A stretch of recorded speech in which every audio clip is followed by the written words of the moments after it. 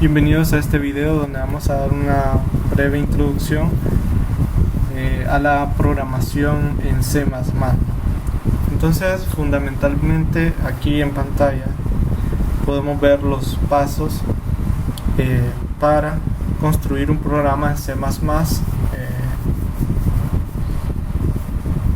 que competen a algo que se conoce como las fases de la compilación de un programa. Entonces, vamos a ir viendo cada uno de estos aspectos, ¿no?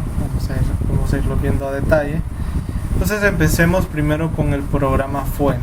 Entonces el programa fuente, aquí voy a ir colocando algunas traducciones, ¿no? Por ejemplo, fuente es source, objeto, object, ¿no? Y aquí tenemos ejecutable, ¿no? La palabra en inglés es esta que vemos aquí. Entonces, para ir identificando algunos elementos, ¿no? Entonces, supongamos lo habitual es que nosotros abramos aquí, ¿no? Nuestro programa, nuestra aplicación, que en este caso es CodeBlocks. Nos vamos aquí al área de archivos, o podemos dar aquí en la parte de abajo nuevo archivo. Vamos a entrar a la parte que dice proyecto. Luego vamos a escoger, la mayoría de las aplicaciones que vamos a hacer son de consola. Aplicación de consola, le damos ir al siguiente aquí está el lenguaje C++, y nos ubicamos, aquí nos dice el folder donde queremos crear el proyecto. Pues nosotros podemos elegir. Yo aquí, por ejemplo, lo tengo en una zona que dice lenguajes, por aquí dice C++, ya tengo una carpeta, y aquí tengo programas primer parcial, y tengo otra carpeta que dice bloques estructurados. Bueno, aquí adentro no hay ninguna carpeta, entonces me voy a quedar con bloques estructurados. Le doy ahí seleccionar carpeta y escribo un nombre, ¿no? Entonces vamos a poner aquí vamos a escribirle así como primeros programas, ¿no? Así se va a llamar el proyecto. Entonces le damos siguiente y le damos nuevamente, le damos aquí ya terminar. Entonces a la izquierda va a aparecer aquí un área de trabajo. Le vamos a dar aquí donde dice, podemos ver acá que ya nos dice fuente, ¿no? Lo que estábamos hablando, y este vendría a ser el programa fuente en este caso, ¿no? Este maze.cpp. Si yo entro a la carpeta, acá está primeros programas, pues ya puedo ver acá, ¿no? Miren, pueden ver aquí el tipo de archivo. Notemos acá que nos dice C++ archivo fuente, ¿no? O sea que estaríamos, según este esquema, en la primera fase, ¿no? Donde tenemos un programa fuente, donde nosotros vamos a venir y lo vamos a editar. La ventaja de un programa como C++ es considerado un lenguaje de alto nivel, porque nosotros relativamente podemos darle instrucciones habladas, ¿no? Así en nuestro idioma, y existe una fase que en este caso es la fase de compilación, donde podemos a partir de estas instrucciones, que son relativamente similares a la forma en la que nos expresamos, hacer que una computadora lo entienda, un computador lo entienda, ¿no? Esa es la idea. Entonces en la fuente escribiríamos, ¿no? O editaríamos ese texto, que es lo que vemos acá. Voy a dar clic aquí en maze.cpp. Este texto ya está en el lenguaje, ¿no? Dice uno en el lenguaje de C++. Y como les menciono, pues técnicamente es similar a como nos expresamos, ¿no? Esa es la ventaja. Vamos a poner aquí hola mundo así en español. Ya voy a explicar un poquito todo el código, ¿no? Qué significa cada cosa. Entonces, de momento notemos, ¿no? Que en la carpeta tengo el archivo fuente, ¿no? Entonces, vamos a seguir con el proceso. Esto ya está, ¿no? Vamos a decir que esto ya está. Luego está la fase de compilador, ¿no? Hay una acción aquí que se llama la fase de compilación. La idea acá es que se genere, ¿no? Como nosotros tenemos, en este momento tenemos un archivo, podemos visualizarlo de esta manera, así, ¿no? con instrucciones en C++, que para nosotros pues lo podemos entender, ¿no? Es decir, los seres humanos podemos entender esto, ¿no? Es comprensible, ¿no? Para nosotros este archivo, ¿no? Este programa fuente. Pero el problema es que para un computador, ¿no? Para una computadora, digamos, vamos a ver así, ¿no? Que para una computadora este archivo no lo puede entender, ¿no? Para nosotros sí, pero para una computadora no lo puede entender. Entonces hay una fase que se llama de fase de compilación, en la que se crea un programa objeto, que en este caso el programa objeto sí es un archivo que contiene o construido de cierta forma para que el computador sí lo entienda, ¿no? O sea, es una traducción del programa fuente a otro archivo que se llama programa objeto, ¿no? O sea que pasamos aquí a otro archivo con otras instrucciones, ¿no? Con otra estructura diferente, ¿no? A esta. Vamos a poner aquí compilación, donde ahora sí el computador ya lo entiende, ¿no? De esa manera. Y eso es lo que se conoce como el programa objeto. Luego de construir el programa objeto, también se tiene que crear algo que se conoce como programa ejecutable, que en este caso es un archivo que es un tipo de archivo donde ya nosotros vamos a poder ver los resultados, digamos, de lo que habíamos escrito en el programa fuente, ¿no? Donde ya vamos a, por ejemplo, si nuestro programa era de sumar números, pues ya vamos a poder visualizar mediante una ventana, en este caso, porque es una aplicación de ventana, o consola en este caso, siendo más preciso, no es una consola la que vamos a ver, pues entonces ahí ya vamos a ver nuestros resultados, ¿no? Y en este caso, para pasar del programa objeto al programa ejecutable, ahí hay un enlazamiento entre esos dos, ¿no? Lo que se conoce como enlazador en esta parte de acá. Entonces, fijémonos, notemos ahorita lo que tenemos, ¿no? Aquí tenemos el programa fuente, aquí lo podemos leer. Y ahora vamos a dar clic aquí donde dice construir, sería la traducción, ¿no? Vamos a dar una vez clic ahí. No, aparentemente no sucedió nada, pero si nos vamos a la carpeta, vamos a la carpeta donde tengo el proyecto, ¿no? Vamos a ver estas dos nuevas carpetas, bin y option. Si damos clic ahí y entramos, pues descubrimos, pueden ver ustedes aquí, algo que dice main.o. Y esto que vemos acá es lo que se conoce como el archivo o el programa objeto, ¿no? Esto que tenemos acá, ¿no? O sea que ahí ya entramos a esa fase, ¿no? Ya tenemos nuestro programa objeto, es lo que vimos acá, ¿no? O sea, aquí incluso la carpeta da indicios, ¿no? OBJ, ¿no? Objeto. Y también se creó, vamos a dar clic acá, el ejecutable, miren, pueden notarlo aquí. Claro, ustedes dirán, pues, ¿cómo sabemos si este es el ejecutable? Podemos ver las propiedades. Vamos a ir aquí en la parte de abajo, propiedades. Y ustedes pueden ver aquí qué tipo de archivo es. Miren, es un .exe, ¿no? Y eso hace referencia justamente a la palabra ejecutable, ¿no? Pero en inglés, claro, esto que vemos acá, justamente por estos inicios, este exe que tenemos acá. O sea, estamos hablando de que ese archivo es el programa ejecutable, ¿no? Y en este caso la acción de ejecutar ese programa se puede dar mediante, normalmente en este tipo de aplicaciones aparece un botón que nos permite hacer ese enlazamiento, ¿no? Que es, en este caso es este botoncito de verde, que se podría traducir como ejecutar o correr el programa, ¿no? Entonces aquí podemos dar clic y podemos ver aquí que ya nos aparece una ventana o consola en este caso, donde el objeto de ese programa era simplemente escribir hola mundo, ¿no? Bueno, ese es así, ¿verdad? A grandes rasgos, digamos lo que viene a ser programar en C++, ¿verdad? Y pasar por toda esta fase de compilación. Entonces, bueno, aquí tenemos nuestro esquema, ¿no? Voy a ir explicando un poco qué es cada cosa. Vamos a ir viendo acá. Para empezar, hay varias zonas, ¿no? Hay diferentes zonas aquí. Esta zona acá se conoce como preámbulo. Es posible comentar, ¿no? Vamos a ver aquí.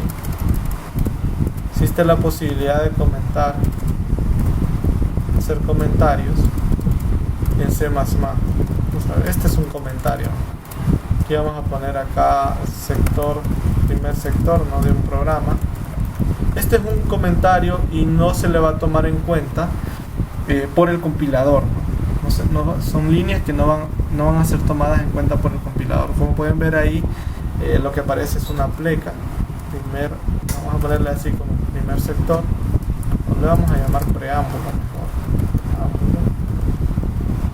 En el preámbulo se incluyen algunas librerías de utilidad. Digamos que las librerías vienen a ser algunos archivos con algunas funciones específicas que son de utilidad para un programa normal en C++. Entonces uno identifica que aparece una librería cuando aparece este comando, ¿no? El comando include, ¿no? Ahí se está incluyendo una librería, ¿no? Y la sintaxis, cuando hablamos de sintaxis, es la forma en cómo se escribe. Es bastante sencilla, ¿verdad? Se escribe numeral, include, y luego vendría el archivo, ¿no? que como les menciono, contiene algunas funciones que servirán para que son de uso común, o a veces hay ciertas funciones que tienen algunas a veces hay algunas librerías, que tienen algunas funciones específicas que son de utilidad para resolver un problema específico. En este caso se incluye la librería iostream porque contiene las funciones de flujo de entrada y flujo de salida de información. Entonces iostream en este caso es justamente eso, ¿no? Si ustedes buscan la traducción de esta palabra, van a ver que es flujo, y es input, la I hace referencia a input y O a output, que vendrían a ser respectivamente entrada y salida de flujo. O sea, cuando estamos hablando de flujo, hablamos en este caso de información. Es una librería que contiene así, no solo contiene las típicas funciones que se usan, ¿no? Contiene algunas funciones bastante específicas, pero bueno, normalmente se usa porque es común imprimir, ¿no? y leer información. Está este otro comando que se llama using namespace std. En este caso std hace referencia a estándar, ¿no? Hace referencia al estándar de programación en C++. Y en la sintaxis, en ciertos elementos del lenguaje deberían ir ancladas esta cadena de caracteres std, debería ir anclada a ciertos elementos en nuestro programa. Entonces la idea con using namespace es que nosotros no tengamos que estar escribiendo cada vez el término std, ¿no? Entonces, vaya, supongamos que no lo tiene. Si no lo tuviera, vamos a poner aquí, vamos a ver que habría un pequeño problema. Miren aquí que me señaló en color rojo la línea número 5. Es justamente porque hay un problema aquí, ¿no? Que hay un problema. Y el problema es que no aparece ese std. O sea, yo tendría que escribir en este caso std de esta forma y también std acá. Tendría que hacerlo de ese modo. Ya voy a explicar qué son todas estas funciones, pero quiero que aprecien esto. Si se fijan, pues ya no hay ninguna alerta en este caso. Yo lo puedo ejecutar y pues todo bien, ¿no? Entonces, como les mencionaba, para evitar colocar este std que aparece acá y aquí al fondo, pues entonces escribimos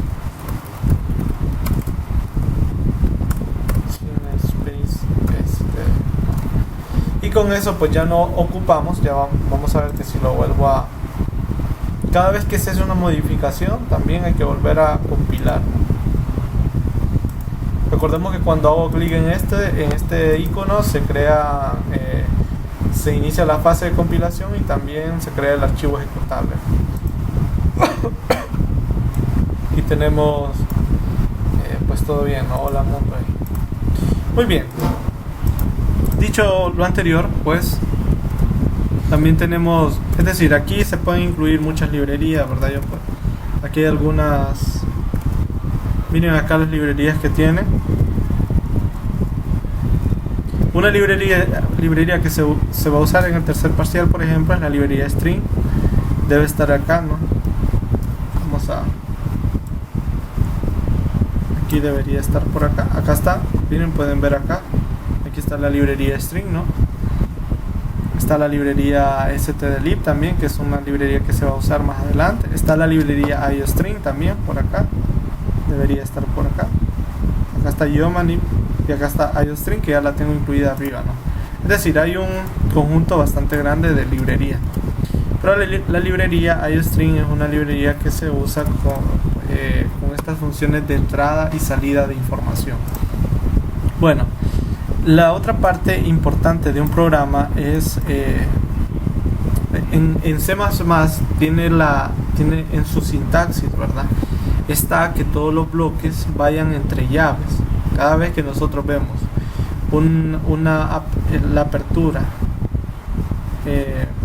de una llave y luego esta se cierra, me refiero a esto, ¿no? Esto es la apertura de una llave y esto es cerrar una llave. Cuando sucede eso tenemos un bloque. Esto es lo que se conoce como un bloque. Y habitualmente el primer bloque es lo que se conoce como el bloque principal, que esta vendría a ser la traducción al español de esta palabra, ¿no? Main, esta partecita de acá. Entonces lo que nos dice aquí, entre la línea 5 hasta la línea número 9, o de la línea 6 hasta la línea 9, es que nosotros tenemos un bloque que compete al programa principal que nosotros estamos escribiendo en este momento, ¿no? Eso vendría a ser el... Y bueno, la sintaxis siempre se escribe aquí más adelante vamos a explicar por qué aquí se escribe int, se escriben estos paréntesis aquí, ¿no? Y también se escribe esta última línea, habitualmente siempre va a aparecer esta línea acá, retorno 0, que indica como el fin de nuestro programa, ¿no? Cuando aparece esta instrucción es que nuestro programa pues ahí ya terminó. Podemos ver que si nosotros imprimiéramos, quiero que vean la línea número 9, que pues no hay ningún problema, ¿verdad? Con la línea número 9, pero vamos a ver que no se va a imprimir nada, justamente porque el retorno, el fin de nuestro programa está acá. Entonces, hasta este momento voy a empezar de nuevo. Nosotros tendríamos generalmente, ¿no? Un programa bastante sencillo de C++ tendría la siguiente estructura, ¿no? Tendría aquí tengo un error, include iostring,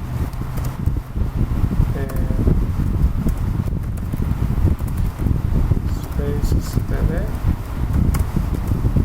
tendría el bloque principal, ¿no? Y tendría una instrucción que le indica dónde termina el bloque. Esta es en general una plantilla normal, ¿verdad? En un programa de C++. Muy bien.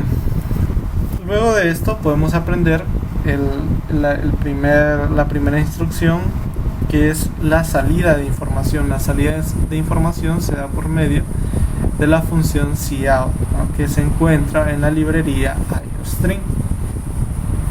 Entonces cout es C hace referencia pues al lenguaje, no C++, y out es de salida, ¿no? Cuando hablamos de salida es salida de información. Generalmente la salida de información es lo que nosotros vamos a ver. Y este comando funciona con dos menores que, se escribe así, 2 menores que, y luego se escribe entre comillas lo que se desea imprimir.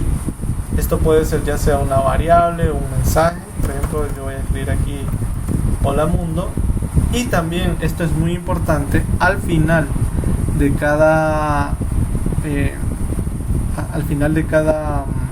cada comando en C++ es necesario colocar un punto y coma. Entonces vean que yo ahí ya escribí ese punto y coma, si no se va a quejar, ¿no?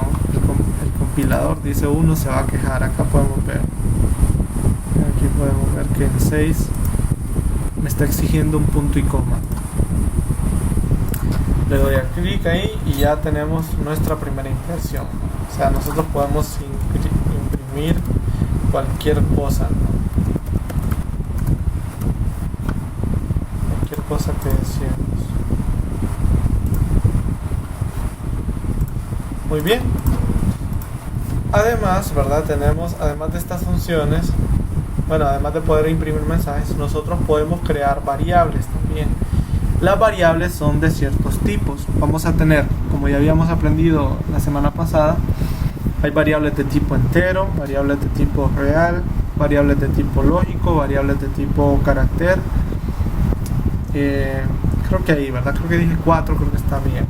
Entonces, las variables enteras, para denotar una variable entera se escribe int primero y luego se escribe el nombre de la variable.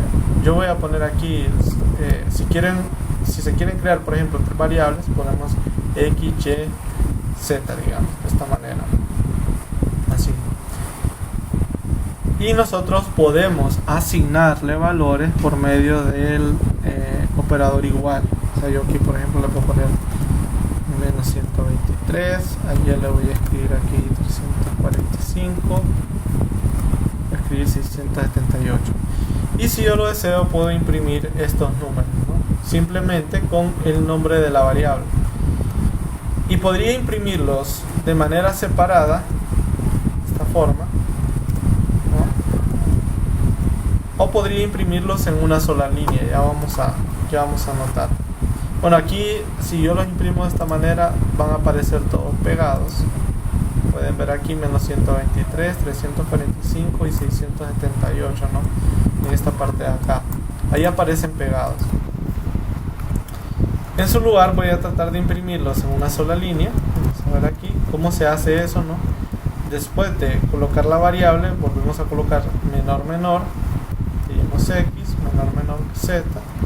Y si yo no quiero que aparezcan pegados, puedo escribir aquí un pequeño menos en los mensajes, ¿no? Escribir un menos así. Si yo lo hago, pues vamos a tener ahí los números. Bueno, se confunde un poco con el menos del primero, ¿no? Vamos a usar otro símbolo. Voy a usar este símbolo así, esta pleca vertical. Ahí está, ¿verdad? Ahí tenemos los números. También es posible tener otro tipo de números que se conocen como números reales, números de coma flotante en este caso, para ser más precisos. Y aquí también yo puedo, en la fase donde se define, también puedo inicializarlo, dice uno, o sea, darle un valor inicial. Ahí, por ejemplo, yo le estoy dando a u 123.23. Hay otros tipos de variables que entrarían como en una misma categoría, que son not float y double. La diferencia es el tipo de precisión que tiene. Uno acepta una precisión más, tiene mayor precisión, y el otro una menor. En este caso float es precisión simple y double es precisión doble, ¿no? Haciendo referencia justamente a eso. Aquí podemos imprimirlos también. Si hay un cierto conjunto de caracteres especiales en C++, que se llaman, que son el espacio en blanco, por ejemplo, y hay uno que es el salto de línea. El salto de línea se puede conseguir con un contrapleca n. Si yo aquí escribo esto, no se va a imprimir contrapleca n, sino que se va a intercambiar por un salto de línea en este caso. Por eso este carácter, que se compone de esos dos elementos, una pleca y la letra N, es un carácter especial, ¿no? Y en este caso significa, el efecto sería un salto de línea, ¿no? Ya lo vamos a ver, acá. Aquí por ejemplo voy a escribir así.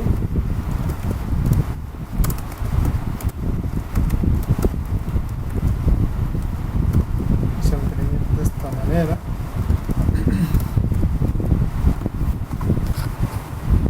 Vamos a darle aquí construir.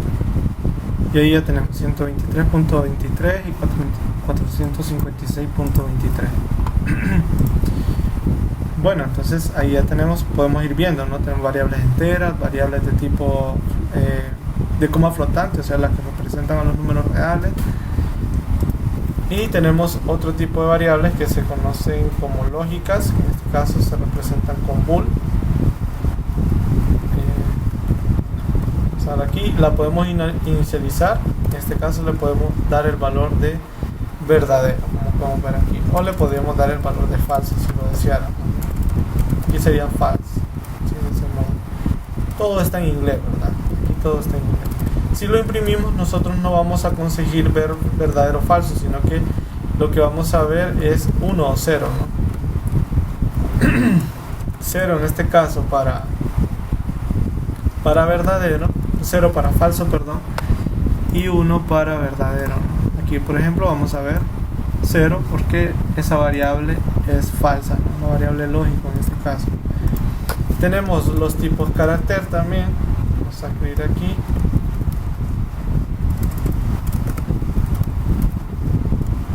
Los caracteres se ponen los tipos carácter se ponen entre comillas simples.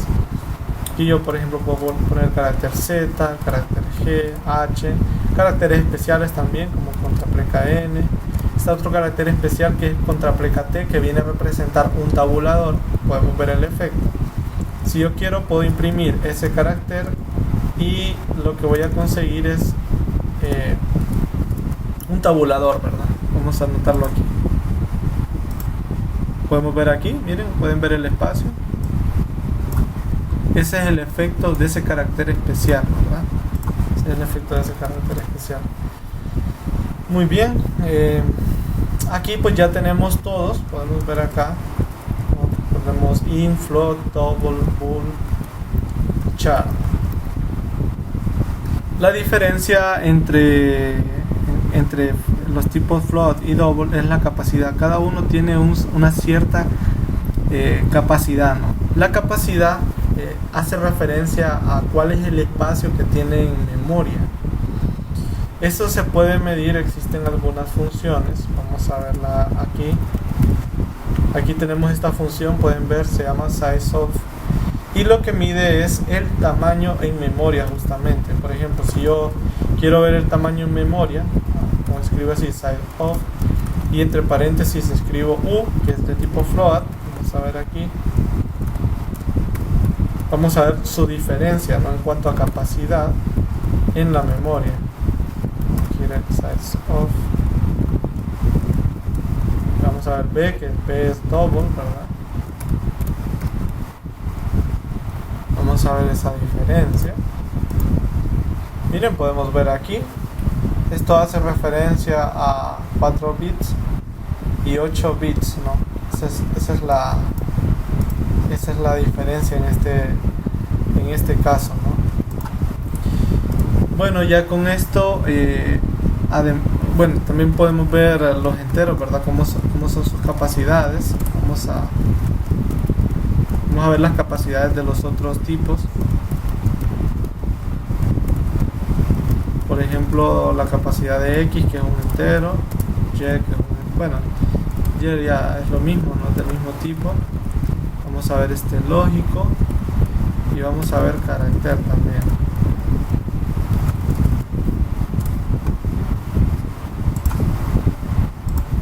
Miren, podemos ver las capacidades aquí, ¿verdad?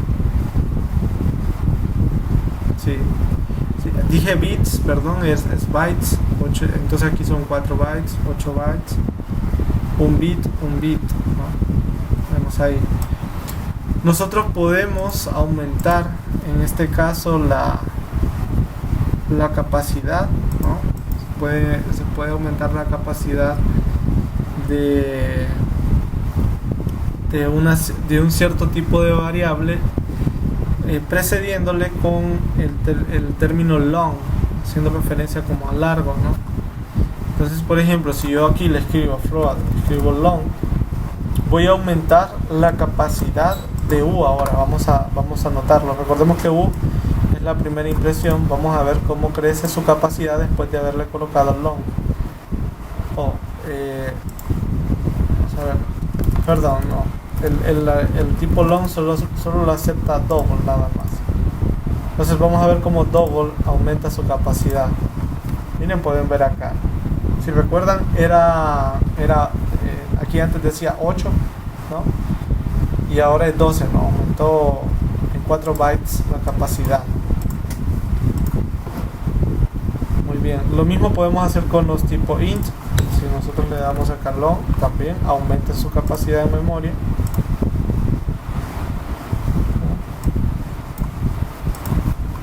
Vamos a ver qué sucedió aquí.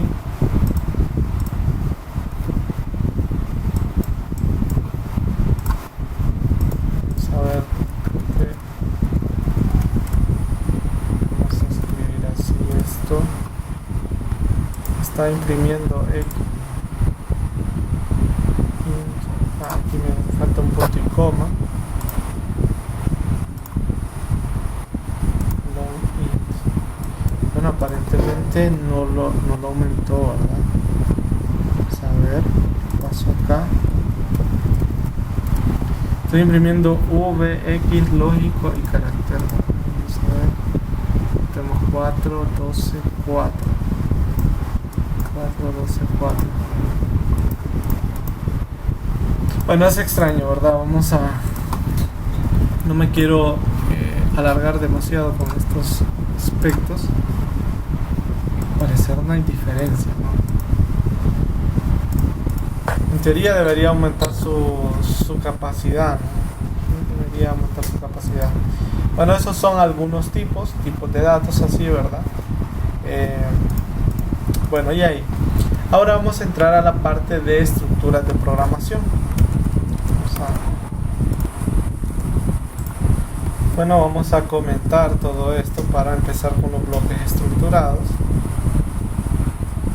Voy a comentar acá. Para comentar varias líneas, ¿no? Recordemos que se puede comentar con la pleca. Es decir, se puede comentar de este modo, poniendo doble pleca. Pero tendríamos que hacerlo línea por línea, ¿no? Entonces, para evitar hacer eso, hay una manera más sencilla, que es simplemente colocando pleca asterisco al inicio de lo que se desea comentar, y al final se escribe asterisco pleca, ¿no?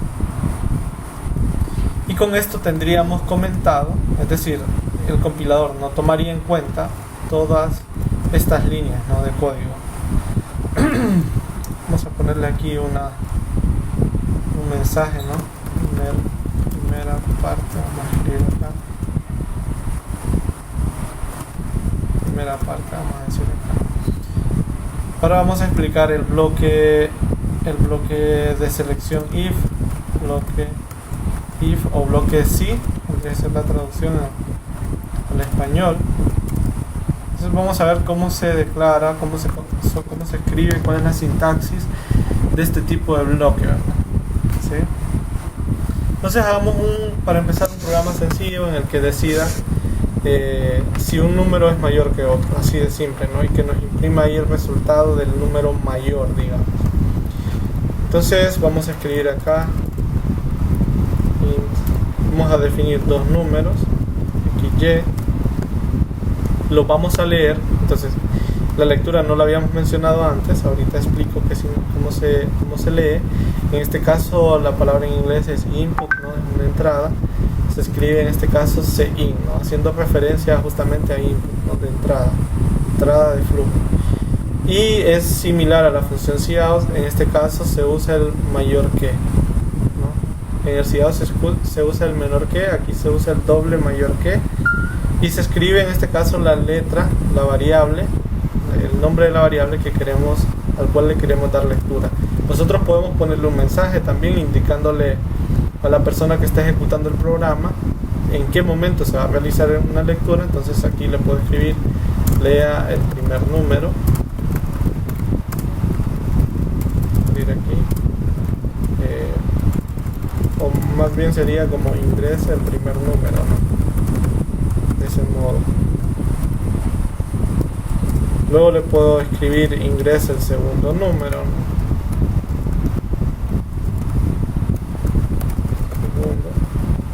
Y aquí le escribo lleno. Entonces ahí estaríamos haciendo una fase de lectura, ¿no? Esa parte de ahí. Bueno, luego de eso vamos ahora a decidir cuál es el número el número más grande que se ingresó. Entonces podemos usar un ciclo if, un bloque if, un bloque si.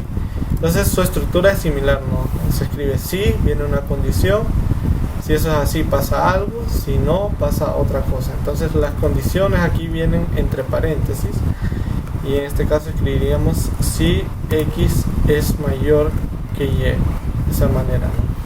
Y como mencionaba al inicio en la parte inicial de este video, los bloques siempre se escriben entre llaves. Entonces aquí yo abro llaves, pueden ver ahí, ¿no? Abrí esta llave.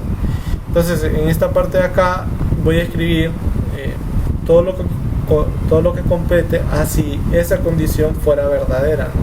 Entonces yo voy a escribir en este caso, vamos a escribir así: el mayor número ingresado es, y en este caso si x es mayor que y, voy a escribir x, ¿no? Y luego pues puedo colocar un salto de línea. Y ahora viene si yo dejo eso así, pues simplemente se escribiría algo si el mayor número es x. Ahora si yo quiero el equivalente al si no, entonces se escribe else de esta manera. Y ese bloque del si no también va entre llaves, ¿no? Vamos a verlo así de esta manera. Y yo escribiría acá en este caso, ¿no? Si no, escribiríamos el mayor número ingresado es y en este caso.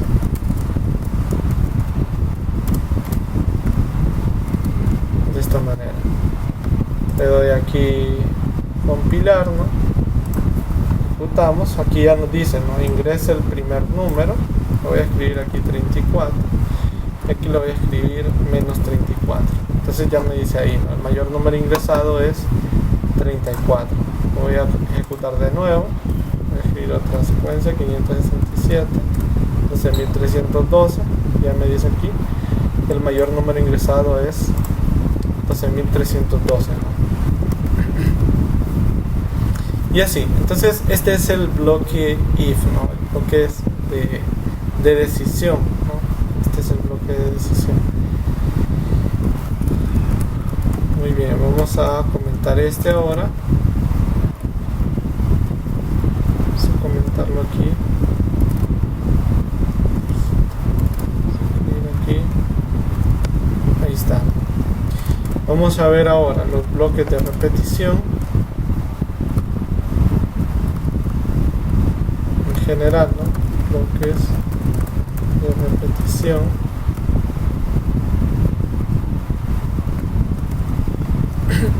Entonces en bloques de repetición teníamos dos básicamente, que son el bloque mientras y el bloque para, ¿no? Son los dos más conocidos. Entonces vamos a ver cómo funcionan mediante algún ejercicio. Vamos a resolver un ejercicio típico, se podría decir, en un primer curso de programación. En este caso es un ejercicio donde se leen números. En este caso el programa va a estar solicitándole números a un usuario, diríamos, y el usuario también va a decidir el momento en el que terminaría de escribir estos números, y al final podemos calcular el promedio, por ejemplo. Entonces vamos a escribir aquí, vamos a escribir llamarle así a la variable promedio. En este caso usaríamos una variable acumuladora, por eso la inicializo en 0. Vamos a declarar otra variable que se llama entrada, que va a ser la variable que va a ser leída, y vamos a leer una variable que diga cantidad, que va a hacer referencia a la cantidad de números ingresados, que es una variable contadora en este caso. También vamos a usar una variable de tipo char, que me va a servir de bandera, ¿no? Vamos a escribir aquí de bandera de esa forma. Ya vamos a ver cómo la inicializamos. En este caso usaremos un bloque while, un bloque mientras, ¿no? Vamos a ver cómo funciona el bloque mientras. En inglés sería la traducción al inglés sería while. Entonces aquí podemos ver que ya nos sugiere. Y entonces lo primero es que vamos a colocar aquí la condición. Entonces vamos a escribir aquí mientras la bandera sea igual. Vamos a usar el carácter S. El igual de comparación en C++ es un doble igual. Eso significa que estamos comparando si el valor de bandera es igual a S, haciendo referencia a sí, ¿no? Así. Entonces, mientras la bandera sea S, nosotros vamos a seguir pidiendo números. Entonces, para poder entrar la primera vez, vamos a colocar a bandera como S.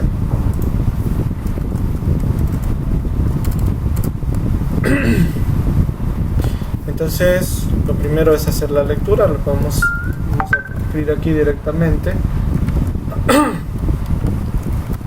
Entonces vamos a leer la variable entrada, no vamos a hacer la lectura de la variable entrada,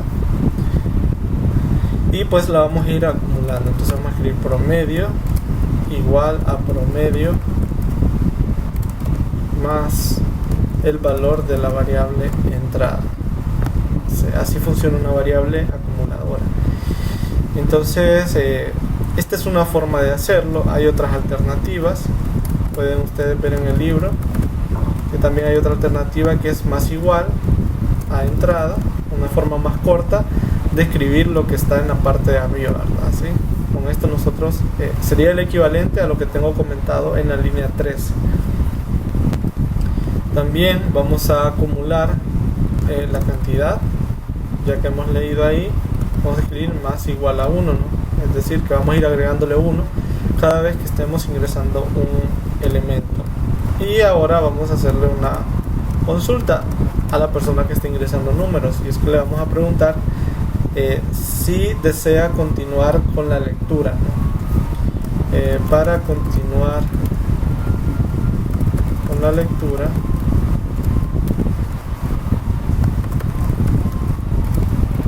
ingrese, vamos a poner aquí la letra S. Vamos a escribir aquí, vamos a colocar un salto de línea, vamos a poner acá otra instrucción: si desea salir,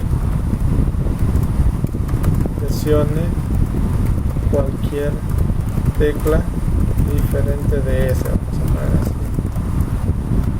vamos a poner un salto de línea siempre.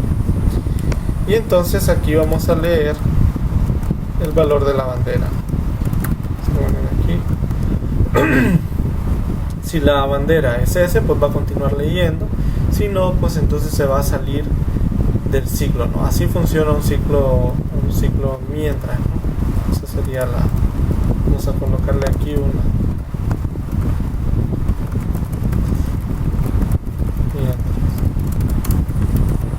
Ahí tenemos. Y luego podemos imprimir ya fuera del bloque, ¿no? Podemos imprimir el promedio, ¿no? Vamos a escribir aquí, el promedio es, y escribimos en este caso la suma de los números ingresados entre la cantidad de los números ingresados. Podemos aquí poner un salto de línea también y listo, ¿no? Vamos a bajar aquí, vamos a correr. Y ahí ya empieza la lectura. Entonces yo puedo empezar a ingresar números, y ya me dice aquí, me aparece un mensaje: no, para continuar con la lectura ingrese la letra S, si desea salir presione cualquier otra letra. Yo le voy a escribir S, que quiero volver a ingresar un número. Vamos a hacer 456, vamos a ingresar otro número, 45, vamos a ingresar otro número, y así, ¿no? Podemos estar en este programa ingresando números hasta que nos cansemos. Digamos que yo ahí ya hasta el 78, digamos. Entonces aquí me dice que presione cualquier otra tecla diferente de S para salir. Entonces voy a presionar la F y ahí ya vemos que ya salimos. El promedio de los números que ingresé fue 100.5.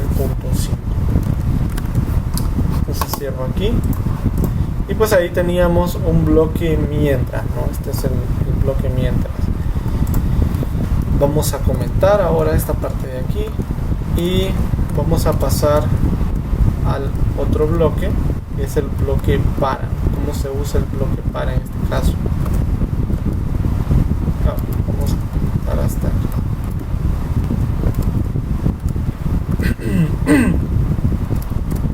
Entonces con el bloque para podemos hacer otro clásico programa también, que puede ser que imprima todos los números, puede ser todos los números pares que están en el rango de, por ejemplo, de 1 a 100, por ejemplo. Vamos a tener algo así. Entonces un bloque para funciona de la siguiente forma. Vamos a poner aquí bloque de repetición para. Escribimos aquí for. Entonces, ¿cómo funciona este bloque? Este es el bloque para, ¿no? For en este caso. Y aquí vienen tres partes, digamos, en el paréntesis. Una es el contador que vamos a usar. En este caso yo puedo usar el contador igual a 0 de esta manera. Miren, esta primera parte hace referencia al contador. En este caso yo estoy diciendo el contador va a ser la letra I, va a ser de tipo entero y va a empezar en 0. Luego en la siguiente parte viene la condición, ¿no? La condición que va a decidir en cuándo se va a entrar a este programa, ¿no? Entonces aquí usualmente son condiciones de este tipo. Voy a escribir así: menor o igual que 100 habíamos acordado, ¿verdad? Voy a imprimir todos los números pares, digamos, de 0 a 100. Y luego punto y coma, y en este apartado le vamos a indicar cómo se va a ir aumentando el contador. El contador empieza en 0 y en esta tercera parte le vamos a indicar cómo va a aumentar el contador. Entonces, por ejemplo, yo le puedo indicar que el contador aumente de 3 en 3. Miren, esa sería una forma. Escribir I más igual a 3. Luego, como es un bloque, siempre se abren las llaves.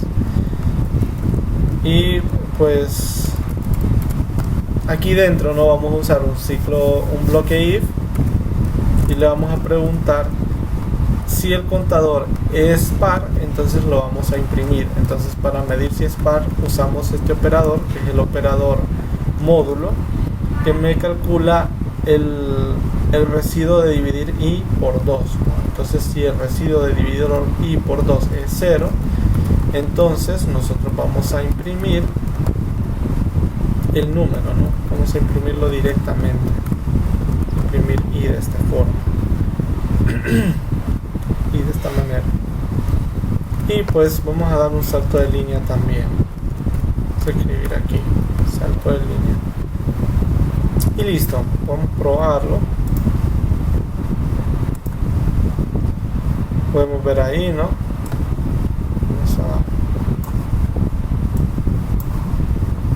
Imprime el 6. Recordemos que está aumentando de 3 en 3, ¿no? El primero es, si a 0 le sumamos 3, pues quedaría 3. 3 no es par, entonces aumentaría el siguiente, que es 6. 6 si es par, entonces lo imprime. El siguiente es 9. 9 es impar, no lo imprime. El siguiente es 12 y así, ¿no? Podemos ver que en este caso con esta instrucción primero aumenta el valor de i, ¿verdad? Notemos esa peculiaridad, ¿no? Que primero aumenta el valor de i en 3, o sea, empieza en 0, aumenta en 3 e ingresa dentro del ciclo. Si por ejemplo yo lo aumentara de 1 en 1, vamos a verlo acá, pues aparecerían todos los pares naturalmente, ¿no? Porque revisa de 1 en 1, ¿no? Aumenta en 0, luego 1, 2, 3 y así en adelante, ¿no? Vemos ahí ese caso, ¿no? Podemos aumentar de 5 en 5, por ejemplo. Vamos a ver aquí. Ahí está, ya de 5 en 5. Tenemos el aumento de 3 en 3. Vamos a ver. Sí, el aumento de 3 en 3 estaba bien.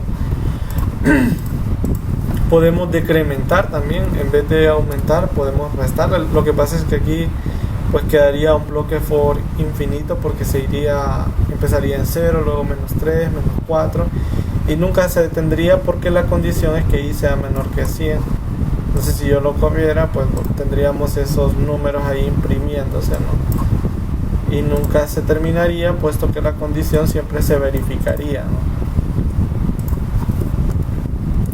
La forma más usual en la que se coloca este contador, el aumento, es con este incremento, ¿no?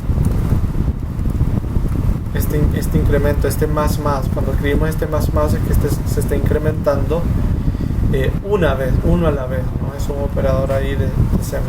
Sería como el equivalente a haber escrito i igual o i más igual a 1 en este caso. Ahí podemos ver los números, ¿no? Desde el 0. Muy bien, entonces bueno, estos serán al menos los más básicos, ¿verdad? Es decir, todavía faltan algunos otros bloques que no los he explicado aquí. Les tocará a ustedes leer el libro. En el libro, por ejemplo, un bloque de repetición del que no hable aquí es el bloque, este otro bloque que es el hacer mientras, ¿no? Que en C++ sería el do while. Y el otro bloque del que no hablé acá también es el bloque de selección múltiple, que en este caso es el bloque switch, y en este caso. Y entonces, bueno, esos bloques tendrían que leerlos, ¿no? En el libro. Bueno, espero que les haya servido este video. Nos veremos en uno diferente pronto.